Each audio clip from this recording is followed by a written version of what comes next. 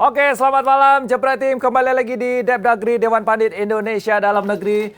Pada hari ini kita kembali lagi akan memberikan review rangkuman singkat bagaimana perjalanan bersejarah Timnas Indonesia di ajang SEA Games Kamboja 2023 setelah 32 tahun absen. Puasa Mas, akhirnya kita berhasil meraih pahala ya.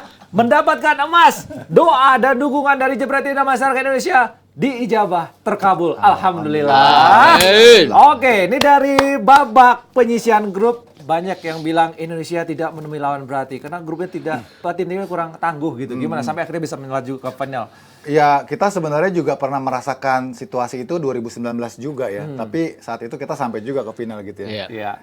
Kemudian kalau kita perhatikan sebetulnya dari fase grup, Coach Indra ini sudah banyak mendapatkan simulasi, terutama dari sisi formula pemain yang diturunkan sama dia. Ya. Dia coba semua pemain dan kelihatan memang filosofinya sangat jelas ya, bahwa kita lebih banyak bermain build up dengan cara main yang progresif, cara main yang efektif, dan itu tergambar dari banyak gol yang kita kantongin.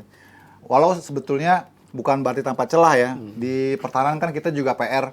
Ketika menghadapi lawan-lawan yang mampu melakukan permainan diagonal, permainan direct, kita tuh problem. Kita kejebolan 3 gol sampai babak semifinal kemarin ya. Jadi penyisian 1 gol, terus 2 di semifinal itu kan kelihatan itu komunikasi di center back dengan penjaga gawang itu yang masalah. Tapi ini pertandingan, sepanjang lu bisa bikin gol lebih banyak dari lawan, maka lu akan memenangkan pertandingan. Ini turnamen, ini bakal turnamen. Dan Coach Indra kembali lagi membuktikan inilah skuad terbaik yang dia miliki saat ini untuk ajang SEA Games. Dia kombinasikan antara pemain U20 dengan pemain-pemain U22 yang ternyata harmoninya sangat baik. Jadi gue pikir ini kemenangan yang pantas ya, karena toh pada akhirnya meski di bawah penyisian kita dikatakan tidak mendapatkan tantangan karena lawan-lawan yang lemah, toh di semifinal dan final kita ketemu lawan yang kuat. Jadi jangan lagi mengecilkan perjuangan timnas SEA Games. Mereka sudah membuktikannya dan mereka pantas mendapatkannya. Oke, Mas kita menyoroti bagaimana timnas. Nyambung yang Yuka bilang tadi, kalau kita cetak gol lebih banyak dari lawan, kita akan menang. Babak grup kan tidak terlihat karena lawan kita yang nyetak gol hanya Kamboja. Yang lainnya kita clean sheet. Itu ujian sesungguhnya itu terjadi pada saat lawan bisa cetak gol, bisa menyamakan kedudukan, tapi mental kita tetap terjaga untuk kita bayangin lawan Vietnam itu kita unggul 3 kali. Setelah kita 3 kali leading disamakan, 2 kali leading disamakan, kita unggul 3 kali. Lawan Thailand di final lebih berat lagi. Kita unggul 2-0. Itu 2-0 kan selalu skor yang membahayakan di sepak bola. Dan itu terbukti. Dari momen 2 gol itu datang dari momen di mana kita tertidur ya, agak tertidur. Gol set piece corner, kemudian tadi kita selebrasi sudah kayak mau juara ya. Nggak tahu lah situasi yang terjadi di lapangan seperti apa. Tapi kan Coach Indra ini juga belajar banyak. Itu tadi yang gue suka bilang bahwa dia benar-benar dari Beckham dan Marcelino dipasang di awal lawan Filipina nggak berjalan. Terus Marcelino lebih freestyle gitu, lebih kemudian free roll. Terus pada pertandingan berikutnya Beckham dicadangkan dan dia sabar untuk menunggu kapan Beckham harus dimasukkan. Walaupun banyak yang bilang kenapa Beckham nggak dimasukkan, kenapa Beckham dimasukkan. Contohnya lawan Vietnam dia bahkan tidak memasukkan Beckham sama sekali. Ada blessing in disguise-nya Piala Dunia Under 20 nggak jadi. Marcelino ada di sini jadinya. Ya, itu. Walaupun gue tetap nggak setuju kenapa batalnya Under 20 ya. Tapi kalau gue lihat blessing in disguise-nya adalah dia bisa mencampur pemain-pemain yang tidak terpakai di Under 20. Kemudian dia juga nggak keras kepala, dia tetap memainkan pemain-pemain yang masih cukup usianya seperti Pratama Arhan, Witan, dan yang udah punya pengalaman senior ya. Jadi secara keseluruhan ini tim yang punya pengalaman dan punya kemampuan untuk cetak gol. Kita bayangin jumlah gol yang kita cetak juga 21 gol ya. Kita kemasukan 5 gol dan 4 tuh di semifinal berhadapan dengan lawan-lawan yang memang tangguh ya. Dan sejarah membuktikan. Tapi kredit diberikan oleh Indra Syafri ketika dia berhasil memainkan seluruh pemainnya ya. Tidak ada satu pemain pun yang tidak pernah main. Betul. Bahkan Adi Satrio pun juga penjaga gawang 2 kali main malah. Ada keberuntungan kita berada di grup lemah karena kita bisa mencoba seluruh pemain. Kita udah lolos duluan ya. Tapi itu tidak jaminan kita bisa juara kalau tidak bisa mengalahkan tim-tim kuat setelahnya. Dan kita berhasil mengalahkan tim-tim kuat setelahnya dengan sangat gagah. Gue bilang dengan sangat gagah karena kita menghadapi situasi yang super berat. Lawan Vietnam kita bagaimana bisa nyaris kita juga slip gitu ya. Tapi kita dengan ketangguhan mental kita bisa kembali lagi. Dan lawan Thailand ini lebih dramatis lagi, ini lebih gila lagi. Kita detik-detik terakhir posisi kita harus udah juara, kita di sini juga ikut merasakan Wow, euforia. ya, kita Tuhan lihat ada seperti pemain memberi selebrasi. teguran, lu belum juara, Iya, betul, gitu betul, kan. betul. Akhirnya terjadi gol penyamak dulu kan. Cuma ya mentalitas anak-anak ini, seperti dikatakan oleh Pak Erick Thohir setelah laga semifinal, katakan, kalian mau tanya, kan wartawan nanya, gimana Pak dengan mental menghadapi Thailand di laga final? Kalian mau mempertanyakan mental apa lagi? Ini udah kelihatan Waktu lawan mentalnya. Vietnam, ya? Lawan Vietnam, ini udah kelihatan mentalnya. Kita tinggal lihat aja, ntar konsisten nggak mentalnya, konsisten nggak? Oke. Ini super konsisten. Iya. Nah, terkait mental kita akan coba nanti wawancara tim psikolognya mungkin Iya. ya. Dan kalau gue lihat pemain tenang ya. Iya, tenang. Disamakan kedudukan lawan Vietnam, mereka tetap tenang. Iya. Disamakan. Tadi itu drop loh. Unggul 2-0 di detik terakhir, itu bukan Iya, menit terakhir betul. lagi. Disamakan kedudukan saat kita ngerasa bahwa wasit Udah udah juara. menghentikan pertandingan, udah juara ya, semua udah juara. Drop. Bahkan mungkin yang drop tuh penonton di rumah ya. Oh, pasti. Betul, betul. Iya, Kita lemes. Iya, dibandingkan dengan mereka, dan mereka membuktikan bahwa mereka bisa jalan dengan baik, dan keseluruhan ada pemain-pemain yang tidak terduga muncul, kayak Fajar ini kan nggak terduga bahwa tadinya kan Jean Kolisroyer ya. Termasuk Always, Taufani, Iya, ya, Taufani. kemudian juga Ferrari bikin gol, terus Beckham juga. Beckham akhirnya ya. Rio Fahmi juga yang Sampai nangis berkorban. Beckham. Jadi Sampai berdarah-darah Bagas ya, pertarungan hingga Luar titik biasa, darah penghabisan. Tapi singgung sedikit soal wasit di final, bagaimana Om Iki? iya, ini wasit dari Oman ini luar biasa ya, super saklek ya, super strict gitu loh ya. Kalau kan wasit itu kan tujuannya pertama menegakkan regulasi pertandingan atau law of the game ya. Iya. Tapi yang terpenting bagaimana menyelamatkan pertandingan sampai Iya, selesai iya, dengan iya. situasi kondusif. Tadi itu injury time-nya itu boleh dibilang gitu udah masuk ke menit abu-abu ya, Iya, sudah betul. lewat. Udah lewat jauh itu. Tapi dia terlalu strict dia memainkan timernya kan. Cur. Dan ya akhirnya sempat terjadi chaos. Iya. Itu kan ujungnya kan jadi nggak nyaman ya. Kita lihat ini final aku kayak Tarkam gini berantem kelahi gitu kan. Itu kan karena keputusan wasit yang gue pikir tadi sangat strict. Tapi ya sudah berlalu sih. Cuman ini buat catatan aja bahwa dalam situasi tertentu keputusan wasit itu terhadap timer itu juga ikut menentukan suasana Keseluruhan. Iya. Nah, terkait insiden yang ada di akhir babak kedua, kemudian di perpanjangan waktu pertama, pasti ada semacam sanksi ya Iya, nanti. ya, mungkin tadi Titan ya yang melakukan pukulan ya tadi ya. Tapi Kita nggak tahu ya. Tapi lebih ke arah bahwa kenapa harus selebrasi di depan gawang lawan. Itu kan dilarang ya memang kan. Siapa yang selebrasi. mulai sebenarnya kan? Nah, itu juga harus diselidiki. Iya. Ada beberapa lemparan tuh Iya, dari betul. band sebelah Gue gitu pernah kan. melihat kejadian itu selebrasi di depan gawang lawan itu di Liga 3, bahkan Liga 2, Liga 1 pun tidak pernah terjadi. Jadi Serem ini Thailand yang melakukan tadi kan bahwa mereka ke arah kita bahwa kita memang selebrasi dulu karena kita merasa bahwa pertandingan sudah berakhir. Oke. Tapi kan tidak di daerah mereka. Ini mereka melakukannya di daerah Iya, kita. betul. Ya. Nah, ini terkait tentang performa timnas Indonesia di ajang ini. Menurut kalian siapa yang terbaik? Ya, gue pikir nggak terlalu banyak perdebatan ya kalau kita tunjuk Marcelino ya. Marcelino. Pemain Cukup yang tenang ya. luar biasa, punya visi yang sangat baik, kematangannya itu yang Iya, luar biasa, betul. tenang, dia tidak pernah merasakan terkena tekanan, Iya. dan dia yang Tersenyum menghidupkan semangat dan mentalitas teman-temannya di saat kita semua merasa drop. Drop, Dan rekan-rekannya itu juga mungkin kalau nggak ada Marcelino yang bisa menghidupkan permainan, Beda, mungkin ya. mereka juga ikut terbawa drop juga.